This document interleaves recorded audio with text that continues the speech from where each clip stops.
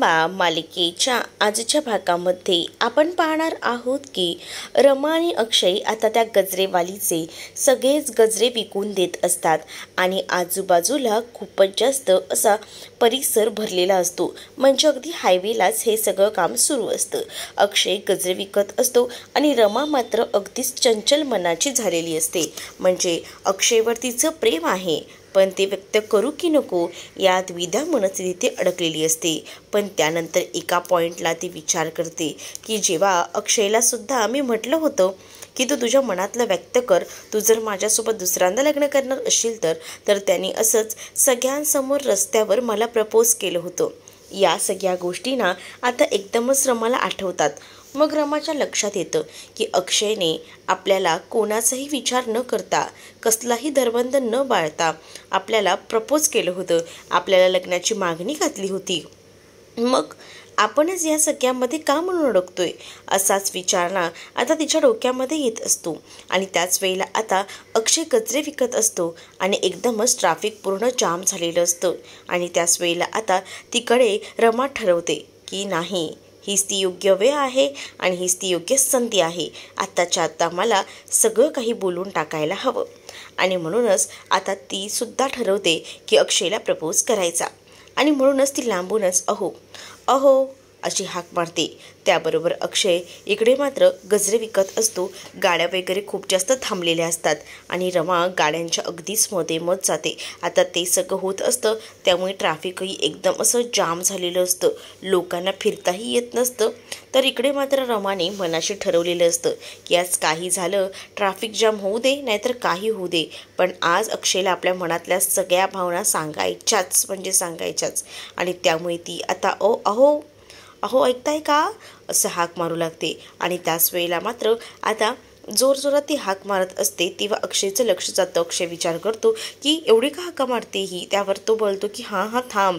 आणि त्याच वेळेला कारण का त्याने गजरा विकलेला असतो आणि त्याला ते पैसेसुद्धा घ्यायचे असतात आणि म्हणूनच तो तिला थांबवत असतो. तर दुसरीकडे मात्र आता रमा जी आहे ती मात्र आता ओरडत असते. आणि ज्या वेळेला रमा ओरडत असते ना तेवढ्यातच ती त्याला आई असं लव यू बोलायला जाणार तितक्यातच येऊन तरमडते ती म्हणजे संध्या. आणि संध्या म्हणजे साईची आई. साईची आई अचानकपणे तिथे आल्यामुळेच आता खूप मोठा गोंधळ झालेला असतो. मात्र बघूनच चकित होते. आणि त्याच वेळेला आता तिकडे येऊन मात्र संध्या म्हणत असते की तू मी दिलेली साडी नेसलीच, अरे वा किती मस्त, मला लय बरं वाटलं बघ. मला असं वाटलं होतं की काय म्हणतोय हा साई, खरंच ना, पण तू तर लग्नाला सुद्धा तयार झालीस, हे बघूनच मला खूप जास्त आनंद झालेला आहे असं देखील आता संध्या जी आहे ती बोलत असते. आणि रमाला ध्यानी मनीही नसतं. रमाला असं वाटत असतं की ही साडी अक्षयने दिलेली आहे आणि म्हणूनच ती आता अक्षयकडे पाहत असते. आणि ती साडी जेव्हा ती नेसते ती अक्षयने दिलेली आहे म्हणूनच नेसते. तिला जर एवढ्या सगळ्या गोष्टी माहिती असल्या असत्या ना की ही साडी साईने दिली आणि ती सुद्धा लग्नाची, त्यावर तिने ती साडी नेसलीच नसती. कारण तिचं प्रेम अजूनही ना अक्षयवरच आहे. आणि जेव्हा या सगळ्या गोष्टी ना रमाला साईच्या आईकडनं म्हणजे संध्याकडनं कळतात ना तेव्हा मात्र खूप मोठा धक्काच बसतो. ती तर पाहतच राहते आणि ती म्हणत असते की हे सगळं तुम्ही काय बोलताय. त्याच वेळेला हो ही साडी मीच दिली होती साईकडं आणि त्याला सांगितलं होतं ही साई रमाला दे आणि ही साडी बघ ना आजच तू नेसलेस आणि मी आजच आली आहे, कसली कमाल आहे ना हे. चल आपण ना घरी जाऊया, मला माहिती आहे तुला माझ्याशी खूप बोलायचं आहे, मी आता तुमच्या लग्नासाठीच आलेली आहे असं देखील आता ती सांगत असते. आता एकावर एक धक्के जे काही आहेत ना ते रमाला मजबूत बसत असतात. रमा बिचारी आता अक्षयला प्रेमाची कबुली द्यायला गेलेली असते पण आता सगळंच काही एकदमच फ्लॉप झाल्यासारखं वाटत असतं. तिकडे अक्षयची नजर असते. अक्षय लांबूनच पाहत असतो आणि त्याच वेळेला आता अक्षय जो आहे तो म्हणत असतो की हो येतोय 2 महिन्यात थांब. आणि परंतु इकडे मात्र ह्या 2 महिन्यात तू का घातलेले आहेस असं देखील साईची आई विचारते. कारण आता तू जुनी रमा राहिलेली नाही आहेस, नवी रमा आहेस. आता तुझा प्रवास जो आहे तो पुढचा सुरू करायचा आहे तुला, मग ह्या सगळ्या गोष्टी कशाला परत ह्या घेतेस. त्यामुळे मला असं वाटतं ना तुझा हा नवीन प्रवास सुरू कर आणि ह्या जुन्या 2 महिने आहेत ना त्या सगळ्या काढून टाक असं देखील साईची आई रमाला बोलते. आणि रमाला पटकन आहे ना गाडीत बसवते. कारण आहे ना रमाला घेऊन ती आता घरी जायला निघालेली असते. दुसरीकडे आता रमा जेव्हा गाडीत बसते ना तेव्हा रमाला ती तातडीने सांगते अगं तुला सांगितलं ना तर 2 महिन्यात सोडून टाक. आणि म्हणूनच आता 2 वेण्यासुद्धा ती सोडून टाकायला सांगते. 2 वेण्या आता रमा बिचारी कशाबशा सोडून टाकते. तिला आता सोडायच्याही नसतात, कारण त्या 2 वेण्या तिने आरोहीसाठी बांधलेल्या असतात. पण इकडे मात्र साईची आई तिच्यावर जोर जबरदस्ती करते, त्यामुळे तिच्याकडे सुद्धा काही ऑप्शन उरत नाही. तिला नाईलाजास्तव का होईना आता ह्या 2 वेण्या बांधलेल्या आहेत त्या सोडून टाकाव्याच लागत असतात. तर दुसरीकडे मात्र आता रमा जी आहे ती मात्र त्याच्याकडे बघत असते. पण खरं तर ना खूपच जास्त राग जो काही आहे तो खरं तर आलेला असतो आणि त्यामुळेच ना या सगळ्या गोष्टी ज्या आहेत त्या घडून आलेल्या असतात. पुढे मात्र आता साईची आई रमाला घरी घेऊन येते आणि त्याच वेळेला आता तुम्ही आलात ना, खरंच मला बरं वाटलं बघा. म्हणजे आता ना यांच्या लग्नाचा भार एकदाचा उडवून टाकूया असं देखील अण्णा आता रमाच्या समोर बोलत असतात. आणि जेव्हा त्या हे सगळं काही बोलतात ना तेव्हा मात्र आता इकडे रमा जी आहे ती पाहू लागते आणि रमा आता हे सगळं बघत असते. त्याच वेळेला आता रमा म्हणत असते की मला ना जरा साईशी बोलायचं आहे, कारण रमासाठी हे सगळं काही आश्चर्य असतं, कारण रमाला माहीतही नसतं की ही साडी साईने दिलेली आहे आणि त्याचसोबत ही साडी तिला आता घालून राहायचं आहे. आणि त्यामुळेच आता ह्या लोकांनी या साडीमुळे एवढा मोठा गैरसमज करून घेतला आहे. पण हा गैरसमज मिटवायला हवा, काही झालं तरी असंच रमा ठरवत असते आणि ती साईशी बोलायचं ठरवत असते. तेवढ्यातच साई तिथे येतो आणि साई तिच्याच्या आईला आलेलं पाहतो आणि जेव्हा तो आईला आलेलं पाहतो ना तेव्हा त्याला खूप जास्त आनंद झालेला असतो आणि तो म्हणत असतो की आई तू आलीस होय, मला असं वाटलं होतं की कुठे अडकतेस की काय. अरे येता येताच मला रमा भेटली आणि बघ ना रमाने तीच साडी नेसली आहे जी मी तुझ्याकडे पाठवली होती, किती सुंदर दिसते ना या साडीत, असं देखील आता इथे साईची आई बोलत असते. आता अण्णांना सुद्धा खूप जास्त हसू येत असतं. खरं तर अण्णांना खूप आवडत असतं की आता खरं तर रमाची सासू आलेली आहे आणि त्यासोबत रमा पण घरी आलेली आहे याचा आनंद त्यांना असतो. पण रमा मात्र शरीराने घरी आलेली असते तरी मन मात्र तिथेच सोडून आलेली असते, कारण तिच्या मनामध्ये अनेक विचार तेच सुरू असतात की आता काय होईल कसं होईल या सगळ्याचाच विचार ना आता तिच्या मनामध्ये सुरू असतो. आणि त्यामुळेच ना आता ती या सगळ्याचा विचार ना खूप जास्त वेगळ्या पद्धतीने करत असते. आणि जेव्हा या सगळ्याचा विचार ती वेगळ्या पद्धतीने करत असते ना तेवढ्यातच साई तिथे आलेला असतो आणि साई आपल्या आईला पाहतो, त्यामुळे तोही खुश असतो. आणि त्याच वेळेला रमा त्याला म्हणत असते की साई मला जरा तुमच्याशी बोलायचं आहे. त्यावर आता साईची आई म्हणत असते की हो माहिती आहे, हा तुझाच नवरा आहे ते माहिती आहे, जरा ही वेळ तुला त्याच्याशिवाय करमत नाही, पण मी आत्ताच आली आहे ना, मला जरा बोलू दे की माझ्या मुलासोबत. असं देखील आता मुद्दामूनच साईची आई ही रमाला बोलत असते. तेव्हा रमाला थोडं ऑकवर्ड फील होतं, कारण रमाला भलतंच बोलायचं असतं आणि इकडे तिच्याबरोबर वेगळाच प्रँक होतो. आणि त्यामुळेच ना आता रमाला कळत नसतं की साईसोबत कसं बोलावं. तिची खूप जास्त चिडचिड होत असते. तिने विचारही केला नव्हता की ही साडी साईने दिली होती, पण हे सगळं कसं काय जमून आलं होतं, कारण तिलाच वाटत होतं की ही साडी ना अक्षयने दिलेली आहे. त्या दिवशी जेव्हा टेबलवर ही साडी होती तेव्हा तिथे अक्षय होता आणि त्यामुळेच ना रमाने हा मोठा गैरसमज करून घेतलेला होता. आणि त्याच वेळेला मुद्दामूनच आता साई जो आहे तो सुद्धा तिथेच बसलेला असतो आणि रमा मात्र विचार करत असते की आता काय करावं. मात्र साईची आई जी आहे ती संध्या ती आता म्हणत असते की आता तुमचं लवकरच आपण लग्न करून टाकूया, साखरपुड्याची तारीखसुद्धा नक्की करूया, म्हणजे एकदा काही सगळं झालं ना की आम्हालाही बरं वाटेल ना, असा देखील विचार जो काही आहे तो आता सुरू असतो. आणि त्याबद्दल सगळ्याची मांडणी केली जाते. आणि जेव्हा हे सगळं काही सांगितलं जातं ना तेव्हा रमासाठी या सगळ्या गोष्टी अवघड असतात. आणि त्याच वेळेला आता तू ही साडी कशी काय दिलीस आहे, म्हणजे ही साडी बघ ना किती सुंदर दिसते ना रमावर. त्या दिवशीचा घडलेला सगळा प्रकार इकडे मात्र आता सांगू लागतो तो, म्हणजेच त्या दिवशी त्या पिऊनकडनं पाठवलेली साडी आणि रमाने ही साडी आज घालणं किती मस्तच ना, म्हणजे मला वाटलंही नव्हतं ते इतक्या लवकर ही साडी नेसतील असं देखील तो आता बोलून जातो. तेव्हा रमाला कुठे लक्षात येतं की ही साडी ह्याने दिलेली होती आणि तिच्या मनाचा गैरसमज झालेला होता. पण तिला आता अक्षयवर प्रेम असतं, साईवर तिचं प्रेम नसतं. आणि त्यामुळेच ना आता त्या सगळ्या गोष्टी ना तिला साईला सांगायच्या असतात आणि म्हणूनच ती साईला बेडरूममध्ये बोलवत असते. पण साईची आई ही काही साईला सोडत नसते, कारण ती नुकतीच आलेली आहे. तिचं म्हणणं असतं की आता इतक्या दिवसानंतर मी आली तर मला इथेच थांबायला हवं. तर दुसरीकडे मात्र आता साईची आई रमाची माफीही मागत असते आणि ती म्हणत असते की मला ना पहिल्यांदा तुझा खूप जास्त राग आला होता, म्हणजे मला ते वाटायचं की तू माझ्या मुलासोबत काही लग्न करणार नाही, उगाच फक्त त्याला कामापुरती वापरून घेतेस. पण माझाच ना गैरसमज झाला, म्हणजे हा मी खूप मोठा गैरसमज करून घेतला, पण तसं व्हायला नको होतं. तर दुसरीकडे रमाची आहे ती मात्र आता बेडरूममध्ये निघून जाते. रमा जेव्हा बेडरूममध्ये निघून जाते तेव्हा साई आणि त्याचसोबत इकडे अण्णा मात्र म्हणत असतात ही केवढी लाजली बघा. त्यांना असं वाटत असतं की ही लाजली वगैरे, पण बिचारीच्या मनामध्ये काय सुरू आहे ते तिलाच फक्त माहिती माहिती आहे. तर इकडे मात्र आपण लवकरात लवकर ह्या लग्नाचा मुहूर्त ठरवूया असं देखील आता त्यांचं बोलणं सुरू असतं. आणि त्यामुळेच ना आता साईसुद्धा खूपच जास्त लाजत असतो. साईलाही आता कळत असतं की आपलं काय होणार आहे. पण रमा जी आहे ती मात्र आतमध्ये जाऊन खूपच जास्त रडत असते, कारण तिला ह्या सगळ्या गोष्टी सहन होत नसतात.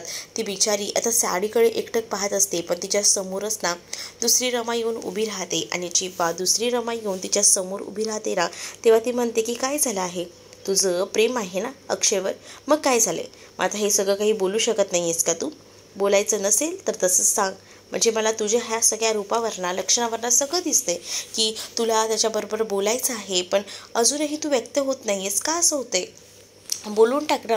तुझं जर त्याच्यावर प्रेम असेल तर ते तू कबूल करून टाक, असं देखील आता बोललं जातं. आणि जेव्हा या सगळ्या गोष्टी बोलल्या जातात ना, तेव्हा मात्र आता खूप मोठा धक्का जो आहे तो रमाला बसलेला असतो. अशी दुसरी रमा समोर येते आणि ती रमा जी आहे ती येऊन सांगू लागते की असाच आहे ना, वेळ वाया घालवू नको. तुझ्या मनात आहे तर तुझ्या मनातलं प्रेम तू सांगून टाक आणि एवढा वेळ लावू नको, असं देखील आता सांगितलेलं असतं. आणि म्हणूनच आता लवकरात लवकर तू इथून बाहेर पड आणि जाऊन त्याच्याशी बोलून घे, असं बोलल्यामुळे आता इकडे मात्र रमा देखील मनापासून म्हणत असते की हो, मला जे काही बोललं जाते ते बरोबर आहे. मी खूप वेळा सहन करते, पण आता मला या गोष्टी न सहन करण्यासारख्या झालेल्या आहेत. आणि त्याच वेळेला आता मात्र ती म्हणत असते की हो, हे सगळं काही ठीक आहे की माझं कुठेतरी चुकतं आहे, पण मी तरी काय करू? म्हणजे मला जे आहे ना ते या सगळ्या गोष्टींमध्ये ना खरंच करमत नाही की काय करावं आणि काय नाही ते.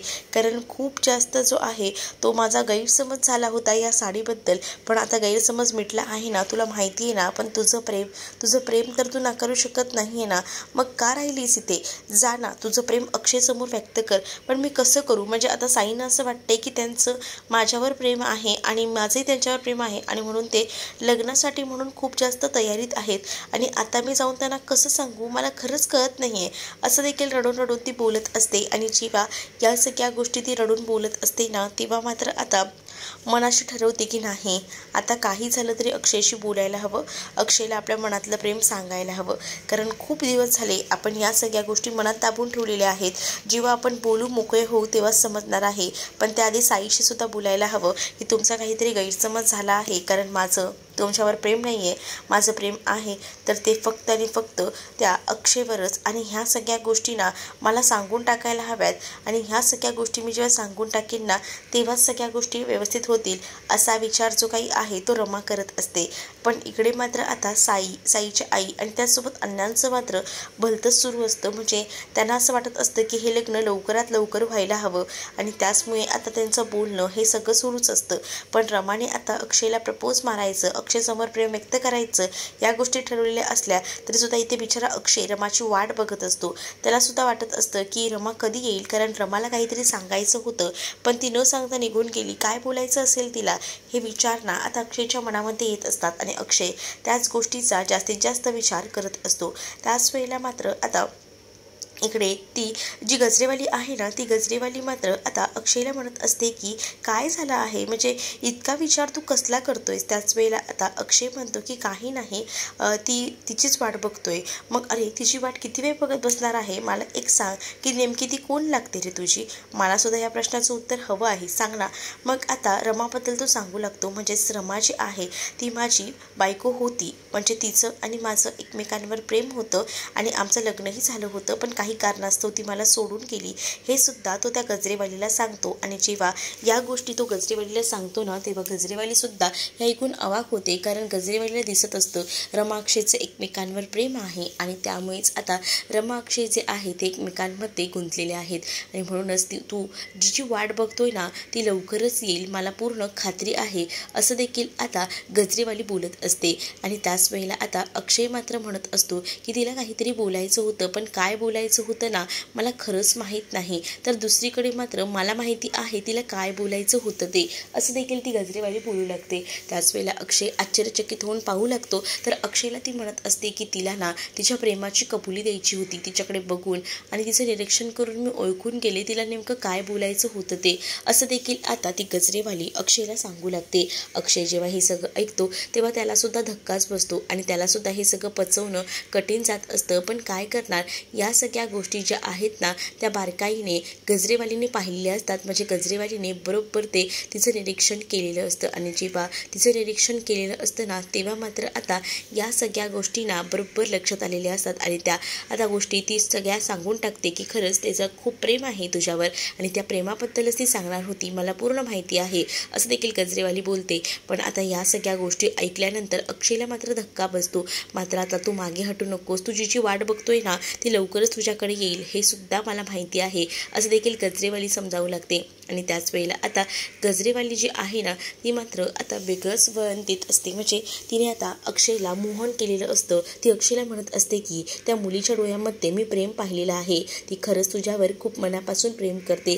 तुला असं वाटत असेल की तुमचं प्रेम संपलेलं आहे तर तसं समजू नको. प्रेम हे कधीही तकलादून असतं, प्रेम हे नेहमीच ताजं असतं, टवटवीत असतं आणि त्या मुलीच्या डोळ्यामध्ये आणि तुझ्याही डोळ्यामध्ये मला तसं प्रेम दिसतंय आणि त्यामुळेच ना लवकरच सगळ्या गोष्टी ठीक होतील यावर माझा पूर्णपणे विश्वास आहे असं देखील ती जी गजरेवाली आहे ती बोलत असते. अक्षयला सुद्धा या सगळ्या गोष्टींवर हसू येतं आणि अक्षय मात्र आता वेगळ्याच दुनियेत हरवून जातो. म्हणजे अक्षयला असं वाटतही असतं की नाही बरोबर आहे हे जे काही बोलते ते, पण या सगळ्या गोष्टी कुठपर्यंत विचार करायच्या हा सुद्धा डोक्यामध्ये त्याचा विचार सुरूच असतो आणि त्यामुळेच ना आता खूप मोठ्या द्विधा मनस्थितीमध्ये इथे अक्षय अडकलेला असतो आणि त्यालाही कळत नसतं की आता काय बोलावं. पण त्याच वेळेला ना त्या गजरेवालीकडे एक विठ्ठल रखुमाईची मूर्ती असते आणि त्या विठ्ठल रखुमाईच्या मूर्तीमुळे हाच सगळा एकदम छान असा प्रकार जो आहे तो घडून आलेला असतो. म्हणजे तिच्या हातात जी विठ्ठल रखुमाईची मूर्ती असते ती विठ्ठल रखुमाईची मूर्ती आता मात्र ती अक्षयकडे देते आणि अक्षयला म्हणत असते की या सगळ्या गोष्टी ज्या आहेत ना त्या अशाच घडणार आहेत. म्हणजे बघ ही जशी विठ्ठल रखुमाई दोघंही जण एकमेकांसोबत असतात, कधीही त्यांना एकमेकांशिवाय करमत नसतं, अगदी तसंच आहे हे. म्हणजे काय आहे ना की या सगळ्या गोष्टींमधून तू विचार कर की विठ्ठल रखुमाईने एकमेकांची साथ कधीच सोडली नव्हती आणि आताही मी तुला तेच सांगते तुझ्याही बाबतीत तेच होणार आहे. कधीही विठ्ठल रखुमाई जी आहे ती एकमेकांची साथ सोडली नव्हती, तशीच तू देखील तिची साथ कधीही सोडू नकोस असं देखील आता इथे ती गजरेवाली अक्षयला सांगू लागते. आणि त्याच वेळेला ती म्हणते की हे जर तू ठेवलंस ना तुझ्याकडे नक्कीच तुझ्याकडे येईल आणि तुला प्रेमाची कबुलीही देईल. आणि त्यामुळे विठ्ठल रखुमाईची मूर्ती देऊन टाकलेली असते आणि जेव्हा विठ्ठल रखुमाईची मूर्ती देऊन टाकली जाते ना तेव्हा मात्र आता इकडे अक्षय खुश असतो. पण दुसरीकडे रमा आता साईला सगळं सांगायला गेलेली असते. पण साई मात्र त्याच्या आईसोबत बोलत असतो की रमा एक स्त्री म्हणून खरंच खूप छान आहे, जरी त्यांनी मला लग्नाला होकार दिला नसताना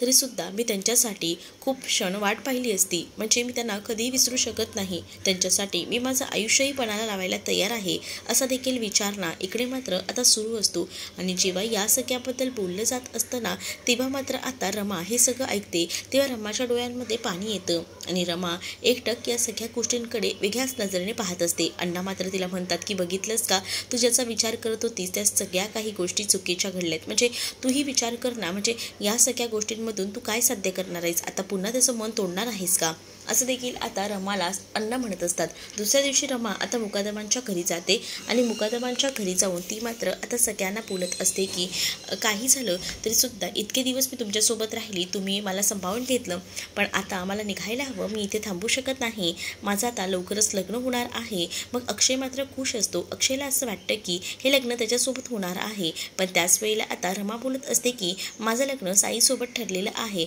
असं देखील ती आता म्हणते ना तेव्हा मात्र आता अक्षय त्यासोबत सगळ्यांनाच खूप मोठा धक्का बसतो. तर तुम्हाला हा भाग कसा वाटला हे नक्कीच मला कमेंटमध्ये सांगा. आणि त्याचसोबत तुम्ही जर आपल्या चॅनलवर नवीन असाल तर चॅनलला नक्की सबस्क्राईब करा. चला तर मग भेटूया पुढच्या भागामध्ये. तोपर्यंत टाटा बाय. व्हिडिओ आवडला असेल तर व्हिडिओला लाईक करायला विसरू नका.